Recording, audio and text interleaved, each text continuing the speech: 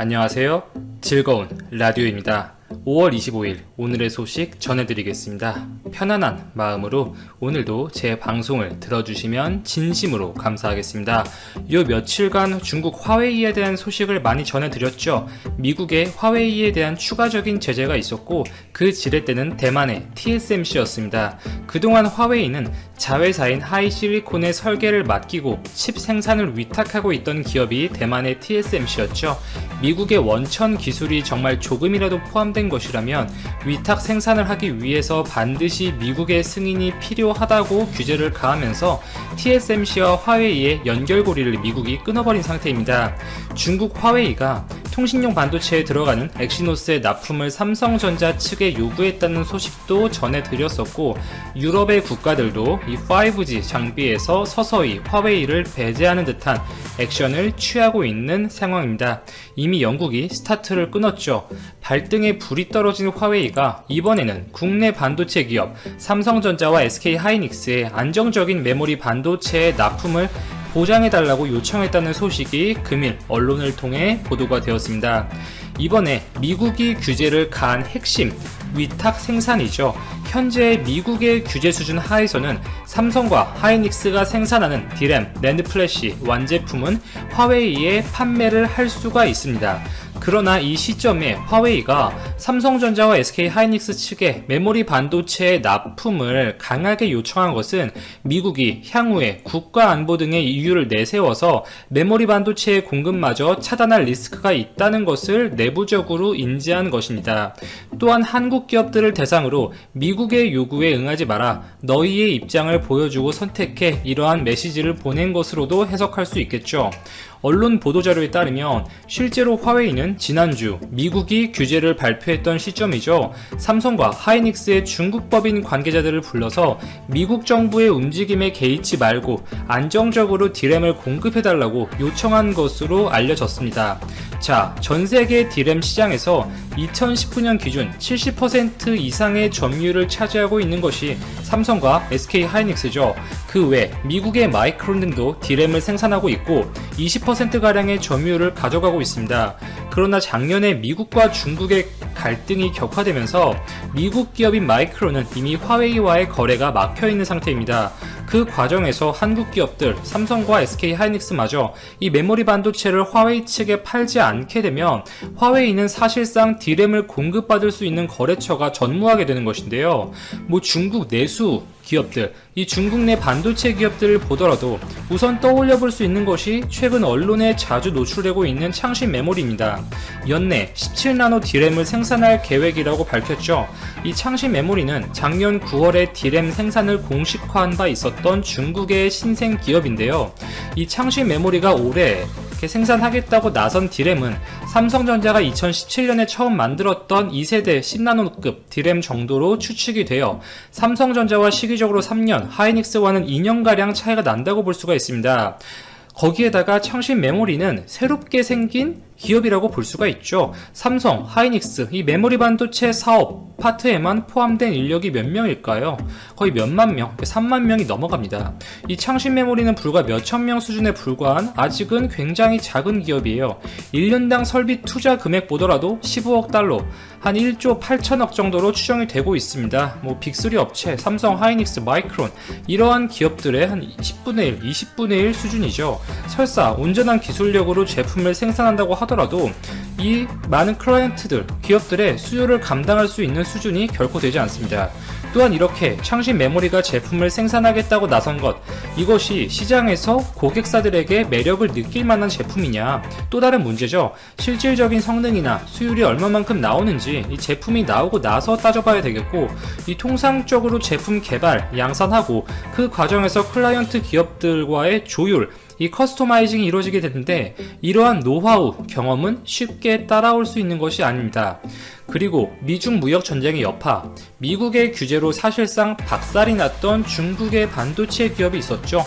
푸젠지나, 이 야심차게 중국 정부와 푸젠성이 7조 원을 투자해서 설립했던 업체였습니다. 서버용 디램을 특화시키겠다고 포부를 밝혔었죠. 그러나 미국 정부가 이 어플라이드 머터리얼스, 램 리서치 등의 핵심 반도체 제조 장비의 수출을 블락했고, 푸진제나와 협력하고 있었던 대만의 파운더리 업체 UMC 역시 무너지면서 푸젠지나의 반도체 굵기는 사실상 이렇게 무너진 바 있었습니다. 이 푸젠지나가 다시 한번 고급 인력을 영입하기 위해서 열심히 한국에 추파를 던지고 있다는 소식이 있습니다. 차세대 D램 제품 개발, R&D에 매진할 연구 인력을 찾고 있다면서 동일 직군에서 수년간의 경험이 있는 인력을 우대하고 영입하겠다고 밝혔는데요. 이 최근 모 반도체 기술 전문 업체와 이 계약을 맺은 것으로 알려져 있는 만큼 한번 날개가 꺾였던 푸젠지나가 다시 메모리 양산을 준비하는 것이 아닌가 이렇게 보여집니다. 일부 외신에서는 이 파운드리 쪽으로 나가지 않겠나 이렇게도 예상을 하고 있는데 아직은 확실하지가 않죠. 한번 망했었던 기업이고 이 위에서 언급드렸던 창신 메모리만도 못한 기술력일 것으로 지금 예상이 되고 있는 만큼 푸젠지나가 설사 D램 양산에 성공을 하더라도 시장에 미치는 영향은 극히 제한적이라고 볼 수가 있겠죠. 그리고 또 다른 중국 기업 양쯔강 메모리가 있는데 128단 이 3D 낸드 플래시를 올해 안에 양산하겠다고 밝혀서 이 부분에는 주목을 해볼 필요가 있겠지만 이 과거의 64단 적층형 낸드 플래시 양산에 나섰을 때 실제로 출시되었던 제품이 이 저가형 USB에 한정적으로 사용됐는데 불과했을 정도로 이 경쟁 기업들과의 기술 격차가 컸던 전례가 있습니다. 따라서 높은 성능과 수율을 뽑을 수 있을지에 대해서는 물음표가 아주 많이 붙죠. 결국 화웨이 입장에서 이 중단기적으로 정답은 삼성과 하이닉스밖에 없다는 것이고 미국과의 문제가 이 단기적으로 끝날 사안이 아니기 때문에 현 상황에서 메모리 재고를 빠른 속도로 당분간 늘릴 수밖에 없을 것입니다. 화웨이가 주로 D램을 공급받고 있는 거래처 임상 3상이 완료돼 백신이 개발되고 나면 바로 우리가 이를 효율적이고 신속하게 생산할 수 있는지에 관심이 쏠리게 될 겁니다. 한국에 본부를 둔 최초의 비영리 국제기구인 국제백신연구소 제롬 김 사무총장은 민트 인터뷰에서 지금 이루어지고 있는 코로나 백신 개발은 인류가 지금껏 본 적 없는 규모와 속도로 이루어지고 있다고 했다. 한국계 미국인으로 예일대 의대를 졸업한 백신 개발 전문가인 그는 유엔 개발 계획 주도로 저개발국 백신 보급을 위해 설립된 IVI 3대 사무총장으로 2015년부터 일하고 있다. 그는 일제강점기 때 이승만 박사 등과 미국에서 독립운동을 했던 김현구 선생의 손자로 미 국방부에서 HIV 백신 개발 등을 주도한 백신 권위자다. WHO 등이 참여하는 글로벌 협력을 통한 백신 개발 프로그램인 COVAX의 목표는 내년 말까지 백신 20억 병을 생산하는 것이다. 20억 병은 세계 인구의 20%의 코로나를 접종할 수 있는 양으로 의료진 및 고령자 등 코로나 고위험군이 우선 접종 대상이 된다. COVAX는 백신 가격을 상식적인 선에서 정하도록 하고 있다. 문제는 백신 가격의 상식을 측정하기가 매우 복잡하다는 것이다. 예를 들어 모더나가 생산하는 백신은 mRNA라는 방식인데 지금까지 이 방식으로 개발돼 상용화한 백신이 없다. 백신 가격은 이를 대량 생산할 때 들어가는 비슷한 유형의 과거 백신을 토대로 산정이 되기 마련이나 모더나 백신 같은 경우는 그 전례가 없으니 가격을 측정하기가 여의치 않다. 백신은 통상 소규모로 생산할 땐 비용이 많이 들어가고 생산량이 커질수록 단위당 가격이 내려간다. 대형 바이오 회사들은 직접 생산을 할 수도 있지만 위탁 생산도 많이 하게 될 전망이다. 얼마나 효율적으로 백신을 생산할 수 있는지가 관건이다. 효율적이면서도 낮은 비용으로 백신 생산을 할 수 있는 회사가 경쟁력이 있다. 첫째, 인건비가 싼 나라로 가는 것이다. 비용을 낮추는 방법은 크게 두 가지이다. 인도가 대표적인 예다. 두 번째 방법은 첨단 기술을 통해 생산 과정, 시설을 효율화하는 것인데 한국이 이 부분에서 앞서간다. 한국은 품질 좋은 백신을 비교적 저비용으로 생산하는 것으로 유명하다. 코로나 백신에서 생산은 종종 간과되는 분야이기도 한데 한국엔 그 생산을 가장 효율적으로 수행할 수 있는 기업들이 있다. 예를 들어 삼성바이오로직스 최고 경영자를 보면 의사가 아니다. 화학 전공으로 화학 산업을 잘 이해하며 원재료를 얼마나 효율적으로 완제품으로 전환해 시장에 경쟁력 있는 가격으로 판매할 수 있는지를 이해하는 전문가다. 이 이미 아스트라제네카와 노바백스가 한국의 SK바이오사이언스와 생산 계약을 체결했다. 이런 회사를 세계 백신 개발사들은 찾고 있다. 새 학기부터 과테말라의 학생들은 학교에서 황분올보와 별추부전, 단군신화 등과 같은 한국의 이야기를 배우게 된다.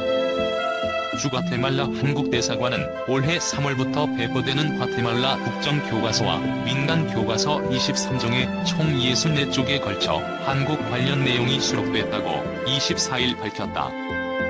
초등학교 의사소통과 언어 과목 국정교과서에는 별추부전, 의좋은 형제, 해님 달림, 흥분울보, 단군 신화가 실렸다.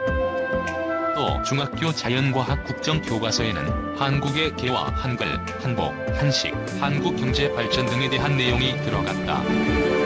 과테말라에선 전체 초등학교의 85%, 중학교의 40%가 국정교과서를 사용한다. 현지 최대 민간 교과서 출판사인 산티아나의 중학교 교과서에도 한국에 대한 최신 정보가 대거 추가됐다. 한국이 세계 최초로 5세대 이동통신을 상용화했고 세계적인 전자회사와 자동차 회사를 보유하고 있으며 우수한 철도 서비스를 갖췄다는 내용 등을 소개해 경제, 기술 선진국으로서 한국의 면모를 강조했다. 한글과 조선 왕조실록, 고구려 무덤벽화, 아리랑과 판소리 등 한국의 전통문화와 우리나라의 친환경 에너지 정책 등에 관한 내용도 담겼다. 특히 산티아나의 중학교 의사소통과 언어 교과서는 영화 부분의 한국 영화를 따로 소개하면서 봉준호 감독의 기생충이 칸 황금종려상을 받았다고 언급했다. 대사관에 따르면 새 학기부터 과테말라 초중 등 학생 200만 명 이상이 이러한 내용이 포함된 교과서로 공부하게 된다. 이 같은 교과서 개편에는 과테말라 대사관이 외교부, 한국학중앙연구원의 지원 속에서 현지 교육부와 출판사에 한국과 관련한 정보를 적극적으로 제공하며 노력한 것이 영향을 미쳤다. 그동안 과테말라 교과서엔 한국 관련 내용이 거의 없고 있더라도 한국전쟁 후 빈곤 등 과거사 위주였는데 이번에 긍정적인 내용이 대폭 수록돼 과테말라 학생들이 오늘날의 한국에 대해 더 잘 이해할 수 있게 됐다. 과테말라 교육부도 한국 전래동화 등을 통해 학생들이 효와 우애, 권선징악 등의 가치를 배울 수 있게 돼 기쁘다며 감사를 표시했다고 대사관은 전했다.